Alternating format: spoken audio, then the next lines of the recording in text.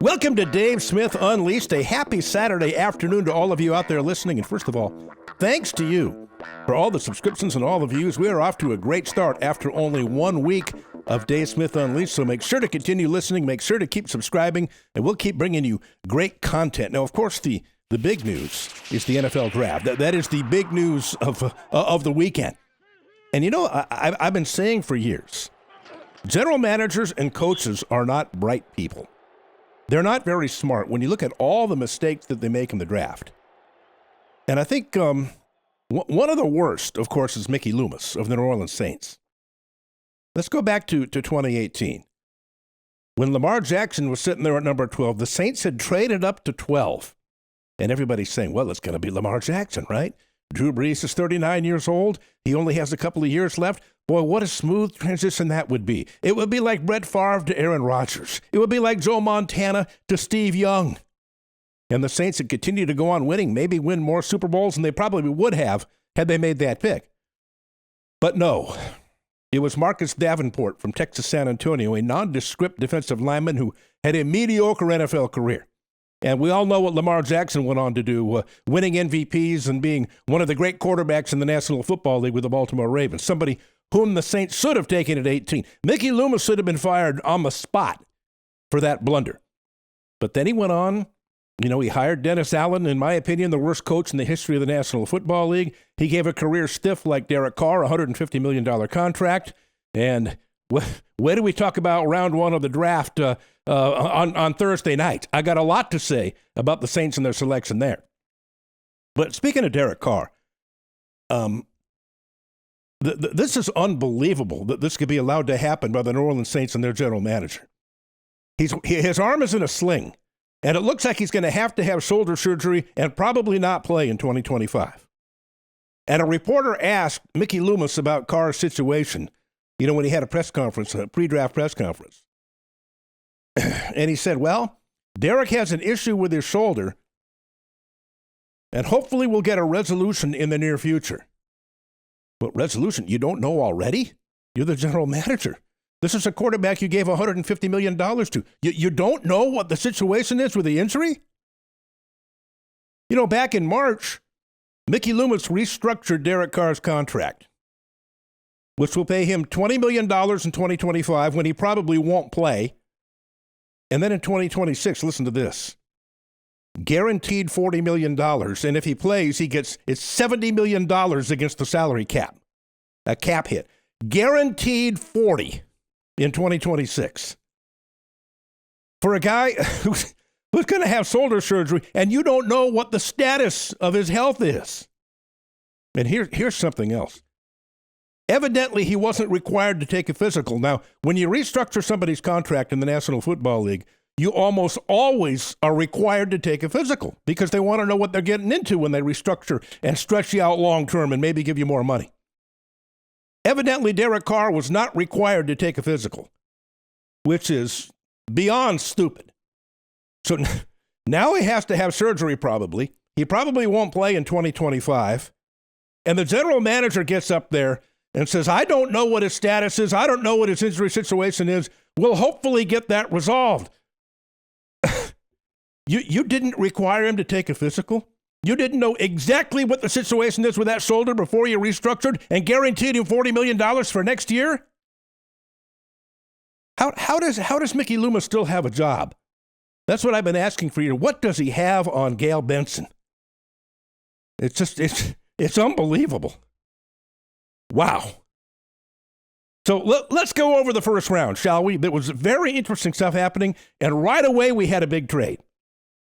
And, that when somebody makes a trade early, that usually discombobulates everything. That usually throws everybody off, and that usually makes the draft chaotic when somebody makes a trade and it's not following the pattern that it was supposed to take.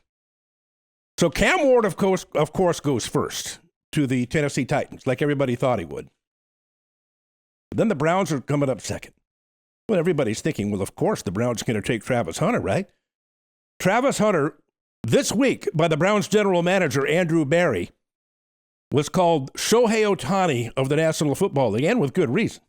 With Shohei Ohtani being a number one starter, maybe the best pitcher in baseball when healthy, and a guy who went 50-50 last year at the plate and hit over 300. Well, Travis Hunter was the best wide receiver in college football last year, and he was also the best defensive back. I mean, how's that for a doubleheader? Best wide receiver in college football and the best defensive back. So you think the Browns are going to take him at 2, right? Well, especially after their general manager said he's the next Shohei Ohtani. But then we hear there's been a trade. The Browns have traded with the Jacksonville Jaguars, and they're trading down to number 5. Okay. But what are the Browns going to do? What do the Browns have in mind? Maybe this is kind of a weak quarterback draft, and they think they can get a really, really good quarterback next year because they have the Jaguars' number 1 pick next year involved in this trade. You know, a bunch of draft picks were traded back and forth, and the Browns wound up with the Jags' number 1 pick for next year. Well, maybe they think if it's a disaster, if they get injuries, maybe they wind up with the first pick, who knows, but not now. I don't think that's happening now. So the Jags move up to number 2, and of course, they take Travis Hunter, who in my opinion will be an NFL Hall of Famer. And the NFL hasn't seen a kid like this, I don't think, in my lifetime, who's the best offensive player and the best defensive player in the draft. You know what? Andrew Berry, the GM of the Browns, was right. He is Shohei Ohtani. But he traded him. But wow, you had a chance to get a two-way player like the NFL hasn't seen in decades, and you trade out of it. Okay. What happens after that? Well, the Giants take Abdul Carter, number 3, the linebacker from Penn State, who is, who everybody thinks is going to be a superstar in the National Football League. He's kind of like Micah Parsons, and I don't want to say Lawrence Taylor, but he's a Micah Parsons type. He's going to be really good. Patriots at 4, because they already have a good quarterback in Drake May. Well, they go offensive line and take Will Campbell. Okay, now here we go at number 5. The Browns and Andrew Berry. Okay, you missed out on a shot at a superstar and a Hall of Famer, a future Hall of Famer in Travis Hunter. Okay, but now you've got the 5th pick. And who's on the board now? Well, Ashton Jeanty. Ashton Jeanty, I think, is the best player in the draft. Loved him at Boise State. You know what he reminds me of? He's 5'8", about 220 pounds. He reminds me of Barry Sanders and Saquon Barkley. Now, that's putting a lot of pressure on the kid comparing him to Barry Sanders, but he's built like him. He plays like him. He has unbelievable speed. His burst when he hits the hole and gets past the line of scrimmage is incredible. The first guy never tackles him. It's amazing. The way he avoids that first hit is why he got 2,600 yards last year at Boise State. This kid is great. And I know the book is you're not supposed to take running backs that high. Well, Saquon Barkley took that book and said, hey, you know what? You can shove that book where the sun don't shine. And the Eagles don't win the Super Bowl last year if the Giants aren't stupid and give Saquon to them. So, of course, the Browns are going to take Ashton Jeanty at 5, right? Well, the commissioner marches up to the microphone, and they took somebody named Mason Graham, who's a defensive tackle from Michigan. I said, okay, I've never heard of him. Maybe he's a good player. I don't know. He looks like a fat guy walking up to the stage. But let's get this straight. The Cleveland Browns passed on 2, in my opinion, future Hall of Famers in Travis Hunter and Ashton Jeanty.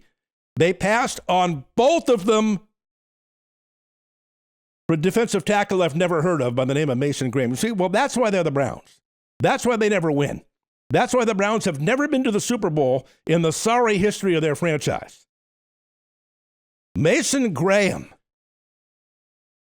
sounds like a guy who should be playing in a folk band out at Coachella, Mason Graham. Not an NFL player. So the Browns, in my opinion, get an F for their first-round draft. You have a shot at Travis Hunter. No, we don't want him. You have a shot at Ashton Jeanty. No, we don't want him. They passed on both of them to take somebody named Mason Graham. Unbelievable. And then sitting there at number 6. Oh, my goodness. It was Christmas and New Year's all rolled into one, and a birthday all rolled into one for Pete Carroll and the Las Vegas Raiders. There he is, sitting there like a big fat plum on a tree, like a giant tasty apple, ready to be picked because of the stupidity of the Cleveland Browns. And they took about 2 seconds to march up to the podium and take Ashton Jeanty. That is a great pick for the Raiders. Now, they traded for Geno Smith in the offseason, who's been pretty good the last couple of years with the Seahawks. Pete Carroll obviously is an outstanding coach, winning a Super Bowl and 2 national championships in college at USC. But my goodness, Ashton Jeanty is going to give them a home run hitter out of the backfield. He makes 30-yard gains like they're nothing. I know it's the NFL. It's not going to be as easy, of course. But when you watch them at Boise State, when you watch the film of Ashton Jeanty, his ability to burst through the line of scrimmage, his acceleration, his unbelievable speed, his balance, the way he always makes the first guy miss. This is an absolutely great pick for the I said Oakland almost, the Las Vegas Raiders. Wow. On a silver platter, they get Ashton Jeanty. He fell right into their laps. And the Cleveland Browns and their general manager, Andrew Berry, they said no to Travis Hunter and no to Ashton Jeanty. Again, in my opinion, 2 future Hall of Famers. And they wind up with a defensive tackle nobody's ever heard of. Wow. Well, the next big one, as far as I was concerned, here we go at number 9. And here we go again with the New Orleans Saints. Here we go again with Mickey Loomis. Now, I'm not comparing Shedeur Sanders to Lamar Jackson. Again, that's putting undue pressure on the kid. But I'm a fan of Shedeur's. I'm not one of these people who think he can't play on the next level and think he was overrated at Colorado. This is a guy who gets outside the pocket and makes plays. He's kind of an NBA point guard playing quarterback. And he made so many big plays when it looked like he was going to be thrown for a loss or the play wasn't going anywhere. When he would scramble and buy time and he could throw deep going to his right or to his left and he could make plays. I like him a lot. I think he's going to be a good NFL quarterback. And boy, you think this is a no-brainer, right? With Derek Carr probably having surgery and probably not playing this year in 2025, you got Jake Haener, and he's not a starting NFL quarterback. You've got a mid-30s Taysom Hill, whom I like a lot. I don't know if he's an every down starting quarterback. I like Spencer Rattler. I will say that right now. I liked him as a 5th-round pick last year. I liked him at Oklahoma. I liked him at South Carolina. He was playing for an idiot, a moron in Dennis Allen, who held back his development. And he got a chance to start a couple of games last year when Carr was hurt. I think he can be okay. And I like Kellen Moore. I think he's a good offensive mind, the new coach, and I think he's a good play designer. I think Spencer Rattler can be okay. Now, we'll see. We'll see. But Shedeur Sanders sitting there at 9, I think has a chance to be special in the NFL. So I'm thinking to myself, did Mickey Loomis learn anything from the 2018 draft? Did he learn anything when he didn't take Lamar Jackson at number 12 after he traded up? I'll never forget that day. The Saints have made a trade up to number 12, and Josh Allen was gone, and Baker Mayfield was gone, and all the top quarterbacks in the draft that year were gone. Sam Darnold was gone. And Josh Rosen, from UCLA, he even went ahead of him. But there was Lamar. And when this is why I think I'm smarter than NFL general managers. I watched Lamar Jackson play his sophomore year. It was a game when he played for Louisville. And he was so spectacular in that game. I said to myself, this kid should be the first pick in the NFL draft. Then he won the Heisman that year. He had another great year. His junior year, he should have won the Heisman again. But for some reason didn't. He put up even better numbers the next year. But he is. And I was on the air every day for about 2 months before the draft in 2018, doing my national show back then. And I was saying, I would take him first if I were the Browns. I would take him first, not Baker Mayfield, not Josh Allen, not any of these guys. Not Sam Darnold, not Josh Rosen. I would take Lamar Jackson first. But I think I was the only one who loved him that much. I was his biggest cheerleader. I thought he was sensational. He had a cannon for an arm. He could make passes all over the field. He was the fastest player on the field.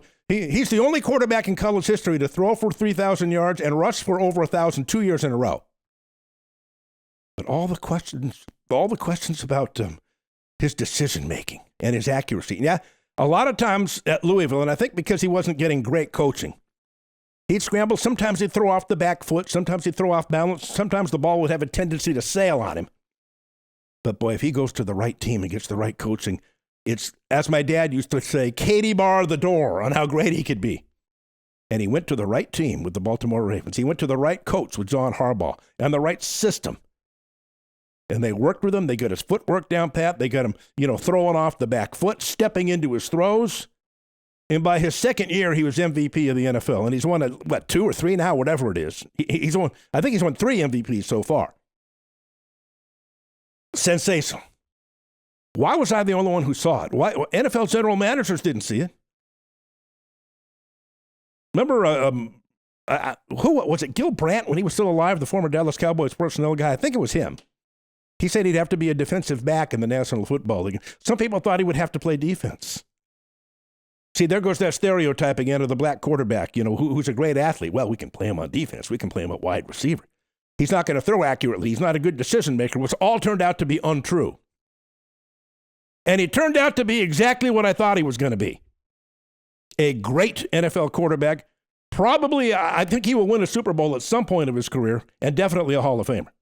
And I said at the time, he should go first in the draft. Nobody listened to me. That's why Dave Smith, from the Dave Smith Unleashed show, I'm smarter than these general managers. When you check my record against them, when it comes to talent evaluation and making picks, and you go down the road a few years, I almost always outperform them. Why doesn't anybody hire me? And here's another reason I should be hired as well. My bugaboo, for those of you who've listened to me for years and years, I always talk about clock management. Now, this is where I say general managers aren't bright people. Head coaches aren't bright people.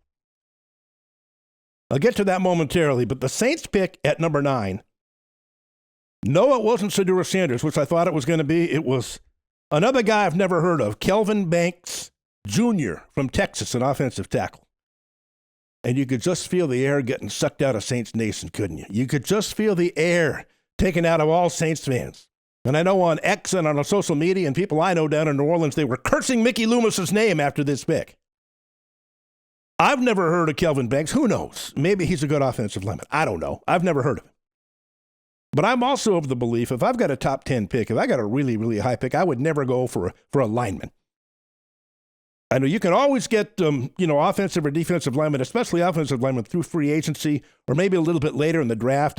I'm always going for a home run hitter, a playmaker, if I have a top 10 pick. And that's what Shedeur Sanders is. But no Lamar Jackson in 18. And learning nothing, Mickey Loomis doesn't take him at number 9 in this draft. And he takes somebody named Kelvin Banks Jr. Wow. So when you look at some of these first-round picks, it is really unbelievable, isn't it? So if I'm giving grades here, and I hate giving grades when it's this early, because you never know how these guys are going to pan out. But, at first look, I would give an F to the Cleveland Browns, because when you look back on this, they took Mason Graham, that defensive tackle from Michigan, and passed on not only Travis Hunter, the two-way superstar who's going to be in the NFL Hall of Fame one day, in my opinion. They also passed on Ashton Jeanty, another guy who's going to be in the NFL Hall of Fame, a guy who reminds me of Barry Sanders, a guy who reminds me of Saquon Barkley. So the Browns get an F, certainly, for their first round. Another F goes to the New Orleans Saints, again with Mickey Loomis.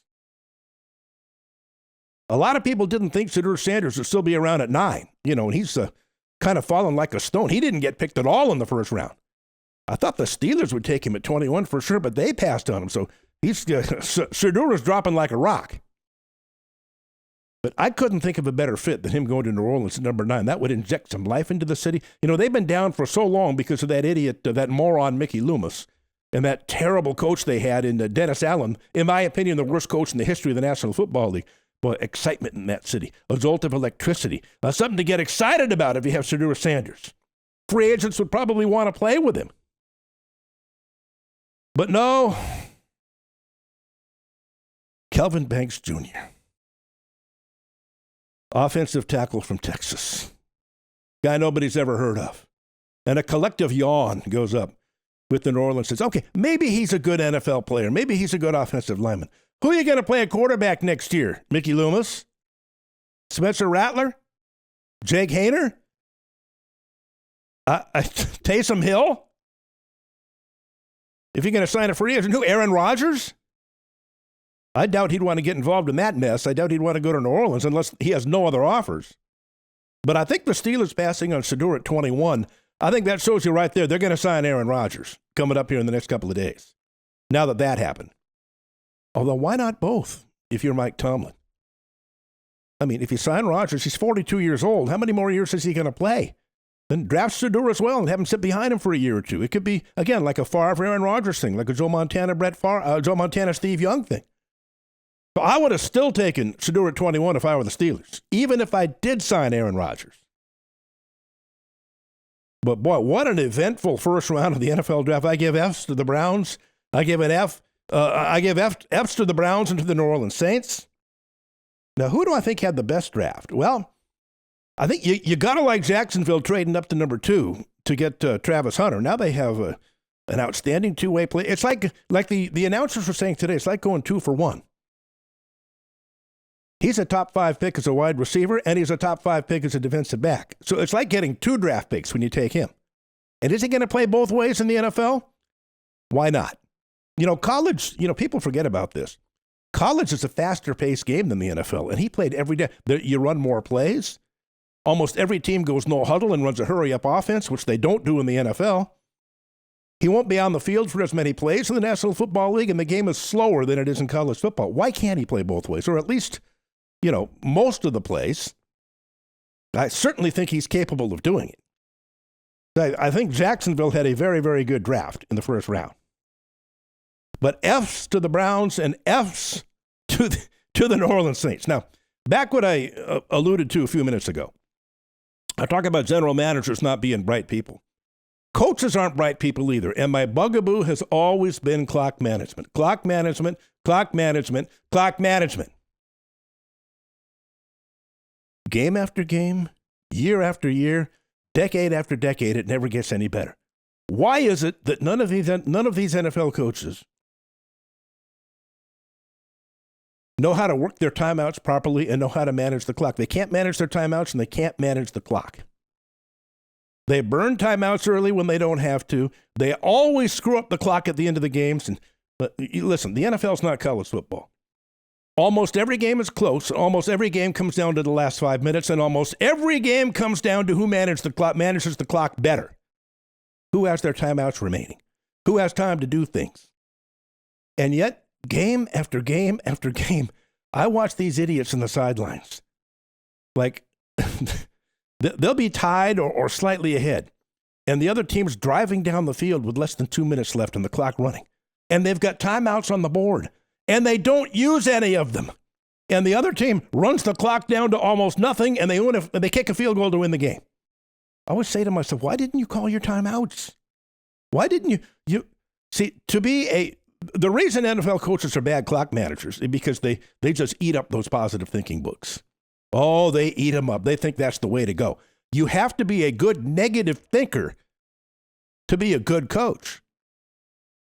Because at the end of the game, when the other team has the ball with a chance to win, see, these coaches always think, well, I trust my defense. I believe in them. We're gonna stop them. I tell you what, if I call my timeouts here, that's sending a bad message. That's sending a negative message to my defense that I don't believe in them and I don't think they can stop them. No, coach, no. You've got to prepare for the worst. Sometimes teams make plays. Sometimes they move the ball on you. Sometimes they get in position to win the game with a touchdown or a field goal. You've got to call your timeouts, and you've got to, just in case they score, you've got to leave enough time on the clock to get the ball back and come back and beat them on the other end. But they almost never do it. These guys are morons. They're idiots. Boy, and I have made the offer for years now.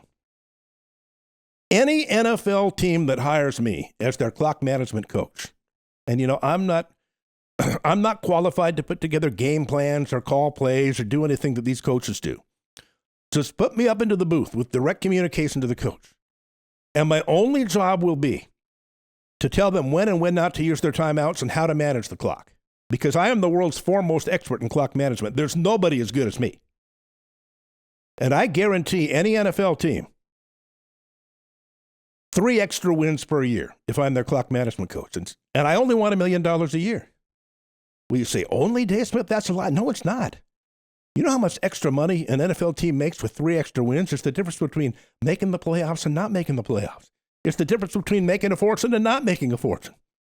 I guarantee you 3 extra wins because we would always have the edge in clock management if I'm up in the booth.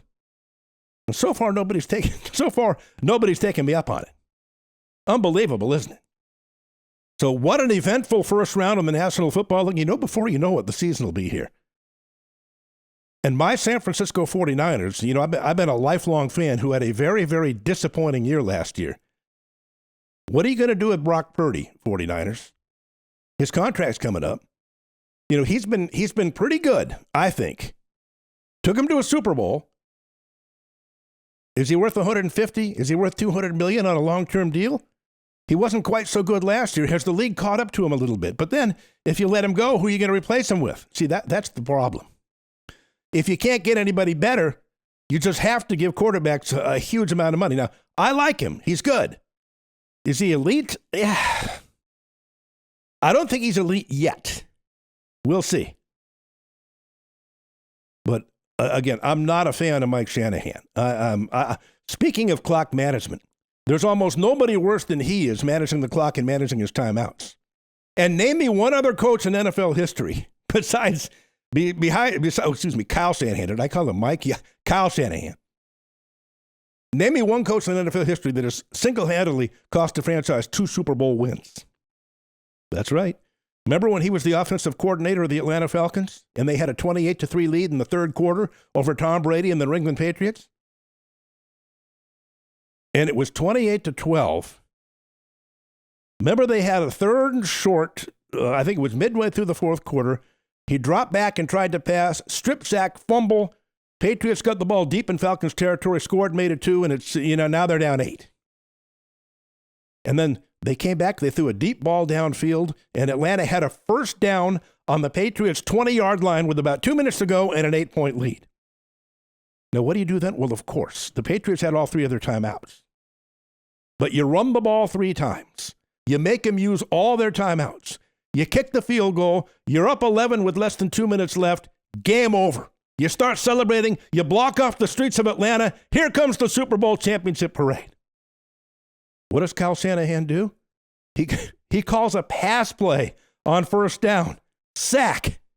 Now they're back behind the 30. Second down, he calls another pass play. Holding penalty. Now they're back around midfield after 2 plays. They wind up punting because of Kyle Shanahan's stupidity. And what happens? What does Tom Brady always do? Marches them down the field, touchdown, 2-point conversion, tie game. They go to overtime. Patriots win the toss and win the game, scoring on their first possession. His play calling and his clock management and his game management there in the fourth quarter was as bad as it gets, Kyle Shanahan. Awful. And the first Super Bowl they lost to Kansas City, 4 or 5 years ago, he screwed up the clock at the end of the half, and he screwed up the clock at the end of the game, and he cost the 49ers the game. So name me another coach in NFL history who has cost 2 different franchises Super Bowl wins. That's Kyle Shanahan. Now, I argue with 49ers fans all the time. Well, he got us to 2 Super Bowls, Dave. I know. Is he a good coach? Yes. Is he good at game planning and scripting plays? Yes. Is he a good offensive mind? Yes. But he can't manage his timeouts and he can't manage the clock, and that's why they don't get over the hump. And last year, it was a terrible season. We'll see if he bounces back here, because I hear from little birdies up in San Francisco, he's on the hot seat this year. Wow, what a great night of the National Football League draft, and hopefully everybody enjoys this Saturday show. And let me tell you something. You know what's coming up on Tuesday? Tuesday on Dave Smith Unleashed, the great Jim Lampley from HBO Boxing, the longtime blow-by-blow announcer. Can't wait for this. He's going to give us his thoughts on his dear friend and broadcast partner George Foreman's recent passing, his thoughts and memories of George Foreman, which should be very good. And, Jim not only did boxing all those years, he called NFL games, NCAA basketball and football, 14 different Olympics. What a fascinating guy living in North Carolina right now. So he will be the special guest on the Tuesday edition of Dave Smith Unleashed. All right, that does it for us here on a Saturday. Hope you enjoyed the show. Hope everybody enjoyed the NFL draft. And of course, we got the NBA playoffs going on as well, so there will be lots to talk about upcoming.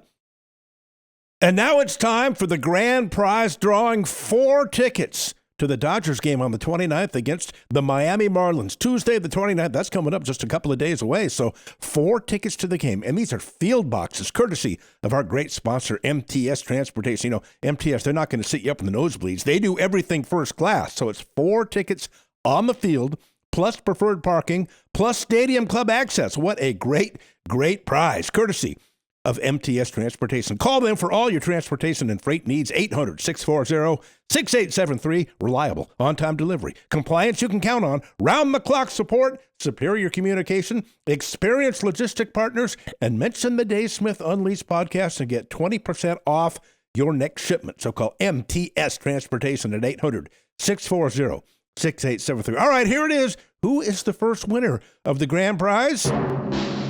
It is Dave Esposito from Torrance, California. Congratulations, Dave. You got a great first name. Congratulations, Dave Esposito, Torrance, California. You're going to the Dodgers against the Miami Marlins on Tuesday, the 29th. 4 field box tickets with preferred parking. So congratulations. We're going to be giving away 4 tickets to a Dodger game every month. Again, courtesy of MTS Transportation. So 1 grand prize per month. See, we do it right here on the Dave Smith Unleashed podcast. So we'll talk to you on Tuesday on the next show. Thanks, everybody, for listening, and we'll talk to you then.